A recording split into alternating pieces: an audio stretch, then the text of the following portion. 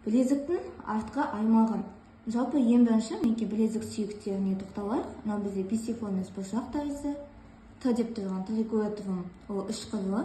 Л осуонатум яғни жартай тәрізді. С ос сфоидиум яғни қайық тәрізді. Енді қараңыздар, артқы клетчатка кенесі тоже самый ең бірінші тері қабаты, одан кейін кетеді тері асты шилмай қабаты. Терасы шилмай қабаты айтығы латералды жақтан вена цефалика, бірінші номер 1 тері, номер 2 терасы шилмай қабаты, номер 3 вена цефалика, медиалды жақтан вена базилика, номер 4. Және келесі бізде номер 5 ол бетке фация болып табылады. Осы бетке фациядан бізде сүйектерге қарай қалқа кетеді. 6 қалқа мінекей. 1, 2, 3, 4, 5, 6. Енді қараңыздар, осылардың әрқайсының құрамында бізде бұлшықеттердің сіңірдік бөліктері кіреді.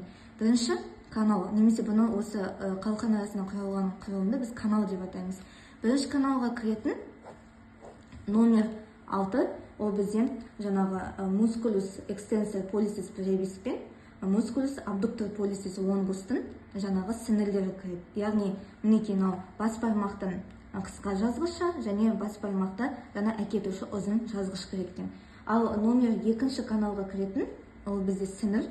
Номер 7 бізде жаңа тендон экстенсор жаңағы карпи радиалис болып табылады. Яғни кәрі жіліктің жазатын жаңағы бұлшық етінің сіңірлері лонгус и бревис деген ұзын және қысқа сіңірі кіреді екен осы жерге. Енді келесі 3 каналға кіретін ол бізде мускулус экстенсор полисис лонгус болып табылады. Яғни номер 8 ол бізде бас бармақтың жазатын ұзын бұлшық етінің сіңірі болып табылады екен.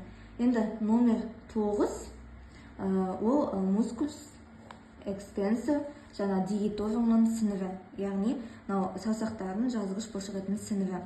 Ал 5 каналға кіретін номер 10 ол мускулус экстенсор дигиторум миними, яғни мизинесті жазатын бұлшық еттің сіңірі кіреді екен осы каналға. Ал соңғы номер 11 ол бізде 6 каналға кіретін сіңір мускулус экстенсор карпи ульнаристің сіңірі.